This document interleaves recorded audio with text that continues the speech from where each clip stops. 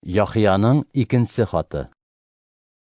Бердәмлектең өлкәненән Алла тарафынан һайлап алынган ханымга һәм уның балаларына. Мин һезне ысын күңелдән яратам. Мин генә түгел, хакыйкатьте танышларның бөтенеһе лә һезне ярата. Без һезне яратабыз, чөнки бездә хакыйкать һәм ул мәңге безнең менән буласак. Атабыз Аллаһнан һәм атаның улы Гайса Мәсихтан бирелгән мәрхәмәт, шәфкать һәм именлек безнең менән хакыйкатьтә һәм мөхәббәттә булһын. Һинең балаларың араһында без атанан кабул иткән әмер буенча хакыйкатьтә яшәүчеләрне тапканыма бик куандым.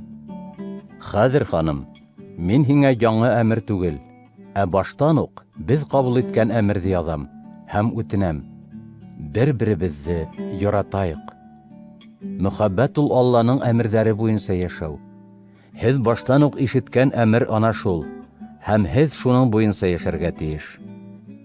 Гайса Мәсихтең ысын кеше буларак килүен инкар иткән күп ялгансылар дөньяга сыкты.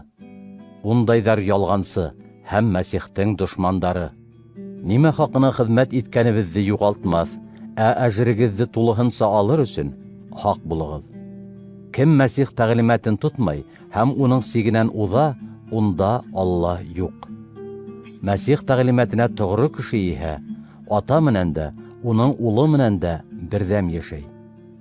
Әгәр дә һезгә берәү килһә, ләкин был тәгълиматты алып килмәһә, ул кешене өйегездә кабул итмәгез һәм уны сәламләмәгез. Сәламләгән кеше уның явыз эшләренә кушыла. Һезгә яза торган һүзләрем күп, әмма кагыз һәм карага мөрәҗәгать итергә теләмәйм. Ә куанычыбыз тулы булһын өчен яныгызга барып һезнең үзегез менән һөйләшергә өметләнәм. Алла тарафынан һайланган кыз туганыңның балалары һине сәламләйдәр.